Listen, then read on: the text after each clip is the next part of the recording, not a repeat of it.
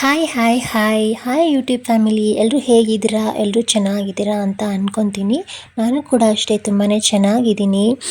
ಇವತ್ತು ಗುರುವಾರದ vlog start ಮಾಡಿದ್ದೀನಿ. ಇದು ನಿನ್ನೆ ವ್ಲಾಗು ಇವತ್ತು ಹಾಕ್ತಾಯಿದ್ದೀನಿ. ಬನ್ನಿ ನಾನು ಏನೇನು ಮಾಡಿದೆ, ಇವತ್ತು ಏನೆಲ್ಲ ಸ್ಪೆಷಲ್ ಡಿಶ್ನ ಮಾಡಿಕೊಂಡೆ ಅಂತ ನಿಮ್ಮ ಹತ್ರ ಶೇರ್ ಮಾಡ್ಕೊತೀನಿ. ಬೆಳಿಗ್ಗೆ ಎದ್ದ ತಕ್ಷಣ ಕಸ ಹೊಡೆದು ಹಾಗೆ ನೆಲ ಒರೆಸಿ ಇವಾಗ ರಂಗೋಲಿ ಹಾಕ್ತಾಯಿದ್ದೀನಿ. ಬನ್ನಿ ಹೇಗೆ ಹಾಕಿದ್ದೀನಿ ಅಂತ ಕಮೆಂಟ್ ಸೆಕ್ಷನಲ್ಲಿ ತಿಳಿಸೋದನ್ನು ಮಾತ್ರ ಮರಿಬೇಡಿ. ಬೆಳಿಗ್ಗೆ ಎಷ್ಟು ಬೇಗ ಎದ್ದೇಳಬೇಕಂತಂದರೂ ಈ ಚಳಿಗೆ ಮಾತ್ರ ಎದ್ದೇಳೋಕ್ಕೆ ಆಗ್ತಾಯಿಲ್ಲ. ಯಾರ್ಯಾರಿಗೆಲ್ಲ ಹೀಗೆ ಅನಿಸ್ತದೆ ಕಮೆಂಟ್ ಮಾಡಿ. ನಿಜವಾಗ್ಲೂ ನೈಟ್ ಅಂದ್ಕೊಂಡೇ ಮಲ್ಕೊಂಡಿರ್ತೀನಿ ಬೆಳಗ್ಗೆ ಬೇಗ ಎದ್ದೇಳೋಣ ಅಂತ, ಬಟ್ ಎದ್ದೇಳೋಕ್ಕೆ ಆಗಂಗಿಲ್ಲ. ಇನ್ನೂ 5 ನಿಮಿಷ ಅಂತ ಹಾಗೆ ಮಲ್ಕೊಂಡೇ ಬಿಟ್ಟಿರ್ತೀನಿ.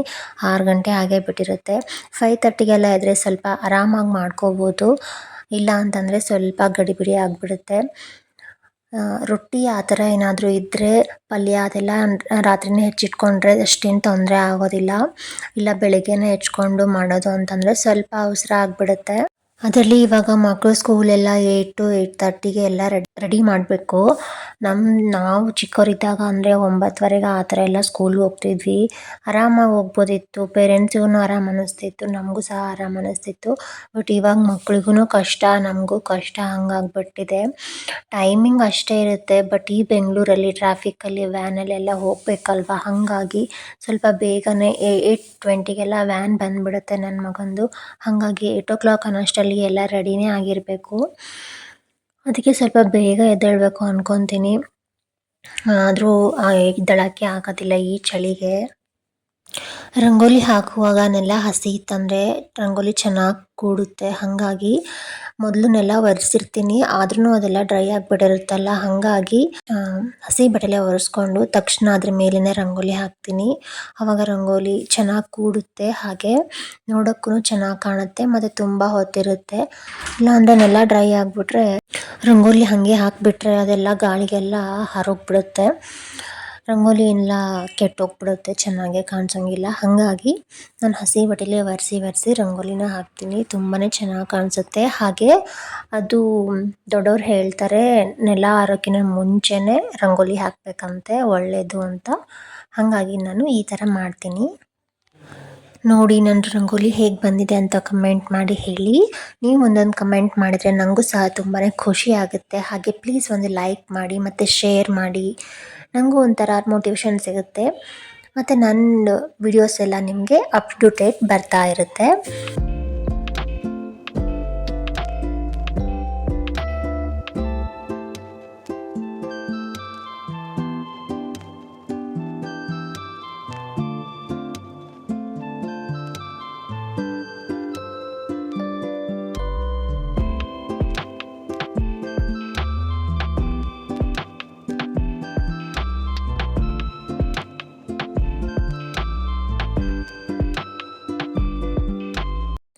ಅದಾದ ನಂತರ ಸ್ನಾನ ಮಾಡಿಕೊಂಡು ಪೂಜೆ ಏನು ನಮ್ಮ ಅತ್ತೆನೇ ಮಾಡಿರ್ತಾರೆ, ನಾನೇನು ಮಾಡಿರಲ್ಲ.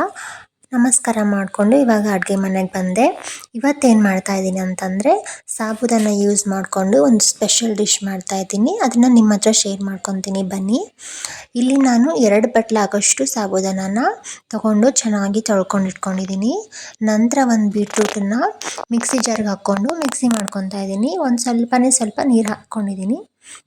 ಅದಾದ ನಂತರ ಅದ್ರ ಪ್ಯೂರಿ ಇರುತ್ತಲ್ಲ, ಅದನ್ನು ಸಾಬುದಾನದಲ್ಲಿ ಹಿಂಡ್ಕೊತಾ ಇದ್ದೀನಿ. ಚೆನ್ನಾಗಿ ಸ್ಕ್ವೀಸ್ ಮಾಡಿಕೊಂಡು ಹಿಂಡ್ಕೊಂಡು ಸಾಬುದಾನನ ಈ ಬೀಟ್ರೂಟ್ ನೀರಲ್ಲಿ ಒಂದು 6 hours ನೆನೆ ಇಡಬೇಕು. ಚೆನ್ನಾಗಿ ಹಿಂಡ್ಕೊಂಡು ನಮಗೆ ನೀರಿನ ಸ್ವಲ್ಪ ಬೇಕು ಅಂತಂದರೆ, ಅಂದರೆ ನೀರು ತುಂಬಾ ಹಾಕೋಕ್ಕೆ ಹೋಗಬಾರ್ದು, ಸಾಬುದಾನ ಒಂದು ಸ್ವಲ್ಪ ನೆನಿಬೇಕು ಅಷ್ಟು ಮಾತ್ರನೇ. ಇಲ್ಲ ಅಂತಂದರೆ ನಮಗೆ ಮುಂದೆ ಅದನ್ನು ತಟ್ಟೋಕ್ಕೆ ಬರೋಂಗಿಲ್ಲ, ತುಂಬಾ ನೀರಾಗಿಬಿಟ್ರೆ. ಹಾಗಾಗಿ ವಿಡಿಯೋದಲ್ಲಿ ತೋರಿಸಿದ್ದೀನಿ ನೋಡಿ, ಆ ಥರ ನೀರು ಹಾಕ್ಕೊಂಡ್ರೆ ಸಾಕಾಗುತ್ತೆ. ನಾನಿಲ್ಲಿ 1.5 ಗ್ಲಾಸ್ ನೀರು ಹಾಕ್ಕೊಂಡಿದ್ದೀನಿ. ನೀವು ನೋಡಿ ನಿಮ್ಗೆ ಎಷ್ಟು ಬೇಕೋ ಅಷ್ಟನ್ನು ಹಾಕ್ಕೊಳ್ಳಿ, ತೀರಾ ನೀರು ಮಾಡ್ಕೊಳಕ್ಕೆ ಹೋಗಬೇಡಿ. ನೀವು ಸಂಜೆಗೆ ಮಾಡ್ಕೋಬೇಕಂತಂದರೆ ಬೆಳಗ್ಗೆನೇ ನೆನೆ ಇಟ್ಬಿಡಿ. ನಾನಿಲ್ಲಿ ಬೆಳಗ್ಗೆನೇ ನೆನೆ ಇಟ್ಬಿಟ್ಟಿದ್ದೀನಿ. ಒಂದು 6 hours ಅಂದರೆ ಸಂಜೆ ಹಂಗೆ ಮಾಡ್ಕೋಬೋದು ಅಂತ. ಇದಕ್ಕೆ ನಮಗೆ 1-2 ಆಲೂಗಡ್ಡೆ ಬೇಕು, ಅದನ್ನು ಬೇಯಿಸ್ಕೊಂಡು ಇಟ್ಕೊಂಡ್ಬಿಡಿ. ಎಲ್ಲ ರೆಡಿ ಮಾಡಿ ಇಟ್ಕೊಂಡ್ರೆ ನೀವು ಅದೆಲ್ಲ ನೆಂದಾದಮೇಲೆ ಇಮ್ಮಿಡಿಯೇಟಾಗಿ ಮಾಡ್ಕೋಬೋದು. ನಾನಿಲ್ಲಿ 2 ಆಲೂಗಡ್ಡೆನ ಬೇಯಿಸ್ಕೊಂಡು ಇಟ್ಕೊಂಡಿದ್ದೀನಿ. ಹಾಗೆ ಇಲ್ಲಿ ಒಂದೆರಡು ಈರುಳ್ಳಿನ ಹೆಚ್ಕೊತಿದ್ದೀನಿ. ಇದು ಒಂಥರ ಮೋಮೋಸ್ ಥರ ಆಗುತ್ತೆ. ಅಂದರೆ ಆಲೂಗಡ್ಡೆ ಸ್ಟಫಿಂಗ್ನ ಒಳಗಡೆ ತುಂಬಿ ಇದು ಸಾಬೂದಾನನ ಮೇಲೆ ಲೇಯರ್ ಥರ ಹಾಕೋದು. ನಾವು ಇದನ್ನು ಸಾಬೂದಾನ ಇಡ್ಲಿನೂ ಅನ್ಬೋದು, ಇಲ್ಲಾಂತಂದರೆ ಸಾಬೂದಾನ ಮೋಮೋಸು ಅನ್ಬೋದು. ನಿಮಗೇನು ಇಷ್ಟ ಬರುತ್ತೋ ಆ ಹೆಸ್ರು ಇಟ್ಕೊಳ್ಬೋದು. ನಾನಂತೂ ಸಾಬೂದಾನ ಮೋಮೋಸ್ ಅಂತಲೇ ನನ್ನ ಮಗನಿಗೆ ಕೊಟ್ಟಿದ್ದೆ. ಅವನಂತೂ ತುಂಬ ಇಷ್ಟಪಟ್ಟು ತಿಂದ. ಹಾಗೆ ಇದೇನಂತಂದರೆ ಒಂದು ತಿಂದ್ಬಿಟ್ರೆ ಸಾಕು, ಹೊಟ್ಟೆ ತುಂಬೋಗ್ಬಿಡುತ್ತೆ. ನಿಜವಾಗ್ಲೂ ಇನ್ನೊಂದು ತಿನ್ನಬೇಕು ಅಂತ ಅನ್ನಿಸ್ತೇ ಇಲ್ಲ ನನಗಂತೂ. ಹೊಟ್ಟೆ ಫುಲ್ ಆಗಿಬಿಟ್ಟಿತ್ತು. ನಾವಿಲ್ಲಿ ಸಾಬೂದಾನನ ಬೀಟ್ರೂಟ್ ಪ್ಯೂರಿಯಲ್ಲಿ ನೆನೆ ಹಾಕಿದ್ದೀವಲ್ಲ, ನಾವು ಬರೀ ನೀರಲ್ಲಿ ಮಾತ್ರನೂ ನೆನೆ ಹಾಕ್ಬೋದು. ನಾನು ಸ್ವಲ್ಪ ಕಲರ್ ಚೆನ್ನಾಗಿ ಬರಲಿ, ಡಿಫ್ರೆಂಟ್ ಆಗಿರಲಿ ಅಂತ ಬೀಟ್ರೂಟ್ ಪ್ಯೂರಿ ಮಾಡಿಕೊಂಡು ನೆನೆ ಹಾಕಿರೋದಷ್ಟೇ. ನಾವು ಬರೀ ನೀರಲ್ಲಿ ಹಾಕ್ಕೊಂಡ್ರು ಅದೇನು ಆಗಲ್ಲ, ಬರೀ ಕಲರ್ ಅಷ್ಟೇ ವೈಟಲ್ಲಿ ಬರುತ್ತೆ. ಇದು ಕಲರಲ್ಲಿ ಸ್ವಲ್ಪ ರೆಡ್ಡಾಗಿ ಬರುತ್ತೆ. ನಾನು ಚೆನ್ನಾಗಿ ಕಾಣಲಿ ಅಂತ ಬೀಟ್ರೂಟ್ ಹಾಕ್ಕೊಂಡಿದ್ದೀನಿ. ಅದಾದ ನಂತರ ನಾನಿಲ್ಲಿ ಸ್ವಲ್ಪ ಪನ್ನೀರನ್ನು ತೊಗೊಂಡಿದ್ದೀನಿ. ಪನ್ನೀರನ್ನು ಚೆನ್ನಾಗಿ ಸ್ಮ್ಯಾಶ್ ಮಾಡ್ಕೊಳ್ಳಿ. ಪನ್ನೀರ್ ಇಲ್ಲ ಅಂತಂದ್ರೂ ಬರೀ ಆಲೂಗಡ್ಡೆ ಸ್ಟಫಿಂಗ್ ಮಾತ್ರನೂ ಮಾಡ್ಕೋಬೋದು. ನಾನು ಸ್ವಲ್ಪ ರುಚಿ ಚೆನ್ನಾಗಿ ಬರಲಿ ಅಂತ ಪನ್ನೀರ್ ಇತ್ತು, ಹಾಗಾಗಿ ಪನ್ನೀರನ್ನು ಬಳಸ್ಕೊಂಡಿದ್ದೀನಿ. ಪನ್ನೀರು ಮತ್ತು ಆಲೂಗಡ್ಡೆನ ಎರಡನ್ನೂ ಒಂದರಲ್ಲೇ ಹಾಕ್ಕೊಂಡು ಇವಾಗ ಚೆನ್ನಾಗಿ ಸ್ಮ್ಯಾಶ್ ಮಾಡ್ಕೊತಿದ್ದೀನಿ, ಯಾವುದೇ ಲಂಪ್ಸ್ ಬರದೇ ಇರಲಿ ಅಂತ. ಸ್ಟಫಿಂಗಲ್ಲಿ ಲಂಪ್ಸ್ ಬಂದರೆ ಚೆನ್ನಾಗಿರಲ್ವಲ್ಲ, ಹಾಗಾಗಿ ತೀರಾ ಸ್ಮ್ಯಾಶ್ ಮಾಡಿಕೊಂಡು ಇವಾಗ ಅದಕ್ಕೆ ಉಪ್ಪು, ಅರಿಶಿನ, ಖಾರ ಹಾಗೆ ಈರುಳ್ಳಿ ಅದನ್ನೆಲ್ಲ ಹಾಕ್ಕೊಂಡು ಚೆನ್ನಾಗಿ ಮಿಕ್ಸ್ ಮಾಡ್ಕೊತಾ ಇದ್ದೀನಿ. ನಿಮ್ಗೆ ಏನೇನೋ ಚಾಟ್ ಮಸಾಲ ಆ ಥರ ಏನಾದರೂ ಬೇಕು ಅಂತಂದರೆ, ಅಥವಾ ಏನಾದರೂ ಸೊಪ್ಪು ಇನ್ನೂ ಎಕ್ಸ್ಟ್ರಾ ತರಕಾರಿ ಏನಾದರೂ ಹಾಕ್ಕೊಳ್ಬೋದು ಅಂದರೆ ಹಾಕ್ಕೊಳ್ಬೋದು. ನಿಮ್ಮ ಟೇಸ್ಟಿಗೆ ತಕ್ಕಂಗೆ ನೀವು ಮಾಡ್ಕೊಳ್ಬೋದು. ಚೆನ್ನಾಗಿ ಮಿಕ್ಸ್ ಮಾಡಿದ ನಂತರ ಇವಾಗ ಎಲ್ಲನೂ ಉಂಡೆ ಥರ ಮಾಡ್ಕೊಂಡು ಇಟ್ಕೊತೀನಿ.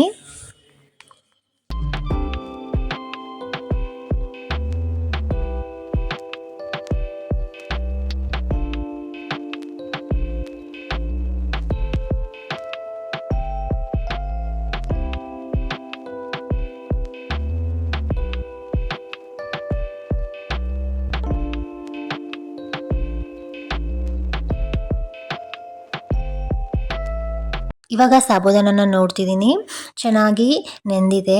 ಇವಾಗ ಇದನ್ನು ಮಿಕ್ಸಿಲಿ ಹಾಕ್ಕೊಂಡು ಮಿಕ್ಸಿ ಮಾಡ್ಕೋಬೇಕು. ನೀರು ಹಾಕ್ಕೊಳ್ಳೋಕೆ ಹೋಗಬಾರ್ದು, ಜಸ್ಟ್ ಸಾಬೂದಾನ ಮಾತ್ರ. ನೋಡಿ ಈ ಥರ ಆಗಿದೆ.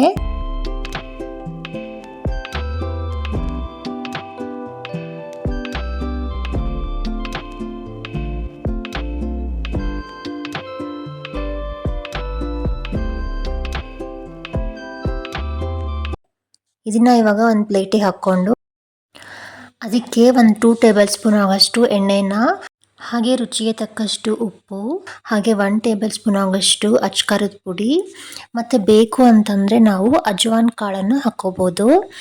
ಅಜ್ವಾಯಿನು ಆಪ್ಷನಲ್, ನಿಮಗೆ ಬೇಕು ಅಂದರೆ ಹಾಕ್ಕೊಳ್ಳಿ, ಇಲ್ಲ ಅಂತಂದರೆ ಇಲ್ಲ. ಅದನ್ನೆಲ್ಲ ಹಾಕಿಬಿಟ್ಟು ಚೆನ್ನಾಗಿ ಮಿಕ್ಸ್ ಮಾಡಿಕೊಂಡು ನಿಮ್ಮ ಕೈಗೆ ಸ್ವಲ್ಪ ಎಣ್ಣೆನ ಸವರ್ಕೊಂಡು ನಾವು ಹೋಳಿಗೆ ಮಾಡ್ತೀವಲ್ಲ ಆ ಥರ ಒಂದು ಕೈಯಲ್ಲಿ ನಾವು ಅದನ್ನ ಸ್ವಲ್ಪ ಒಂದು ಹುಳ್ಳಿ ತೊಗೊಂಡು, ಹುಳ್ಳಿ ಅಂತ ಅಂದರೆ ಇದು ಅಷ್ಟೊಂದು ಗಟ್ಟಿ ಇರೋದಿಲ್ಲ, ತುಂಬ ತೆಳುವಾಗಿರುತ್ತೆ. ಒಂದು ಸ್ವಲ್ಪ ಕೈಯಲ್ಲಿ ತೊಗೊಂಡು ಹೀಗೆ ಕೈಯಲ್ಲಿ ಅಗಲ ಮಾಡಿಕೊಂಡು ಅದರಲ್ಲಿ ಉಂಡೆ ಇಟ್ಟು ಅದನ್ನು ಚೆನ್ನಾಗಿ ಮುಚ್ಚಿಬಿಡಿ. ಎಲ್ಲ ಆಲೂಗಡ್ಡೆ ಸ್ಟಫಿಂಗ್ನೆಲ್ಲ ಮುಚ್ಚಿಬಿಡಿ. ಸ್ವಲ್ಪ ನಿಮಗೆ ಕಡಿಮೆ ಅನಿಸಿತು ಅಂದ್ರೂ ಇನ್ನಷ್ಟು ತೊಗೊಂಡು ಅದ್ರ ಮೇಲೆಲ್ಲ ಹಿಂಗೆ ಸವರ್ಕೊಂಡು ಅದನ್ನ ಮುಚ್ಚಿಬಿಡಿ.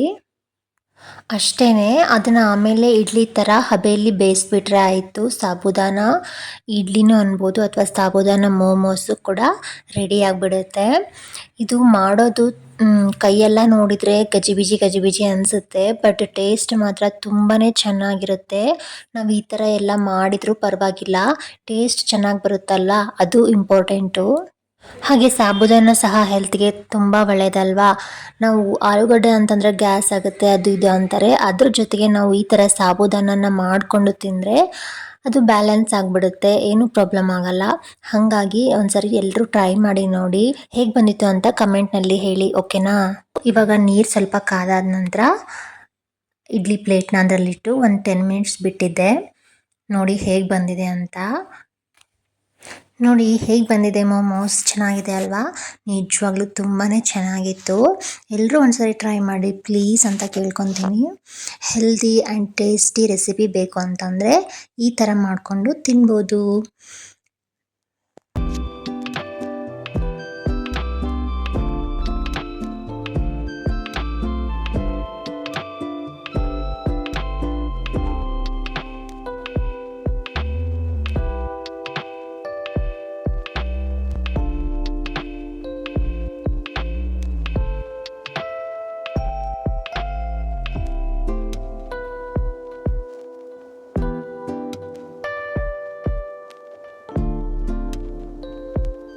ಒಂದು ರೆಸಿಪಿ ನಿಮ್ಗೆ ಇಷ್ಟ ಆಯಿತು ಅಂತ ಅನ್ಕೊತೀನಿ. ಹಾಗೆ ನನ್ನ ವ್ಲಾಗ್ ಕೂಡ ಇಷ್ಟ ಆಯಿತು ಅಂತ ಅನ್ಕೊತೀನಿ. ಇಷ್ಟ ಆಗಿತ್ತಂದರೆ ಏನು ಮಾಡಬೇಕು ಗೊತ್ತಲ್ವಾ? ಪ್ಲೀಸ್ ಒಂದು ಲೈಕ್ ಮಾಡಿ, ಹಾಗೆ ಕಮೆಂಟ್ ಮಾಡಿ, ಮತ್ತು ಶೇರ್ ಮಾಡಿ. ಹಾಗೆ ಸಬ್ಸ್ಕ್ರೈಬ್ ಮಾಡ್ಕೊಂಡಿಲ್ಲ ಅಂದರೆ ಸಬ್ಸ್ಕ್ರೈಬ್ ಮಾಡ್ಕೊಂಡು ವಿಡಿಯೋ ನೋಡಿ. ಮತ್ತೆ ನೆಕ್ಸ್ಟ್ ವಿಡಿಯೋದಲ್ಲಿ ಸಿಗ್ತೀನಿ. ಅಲ್ಲಿವರೆಗೂ ನೀವೆಲ್ಲರೂ take care. Thank you. Bye bye.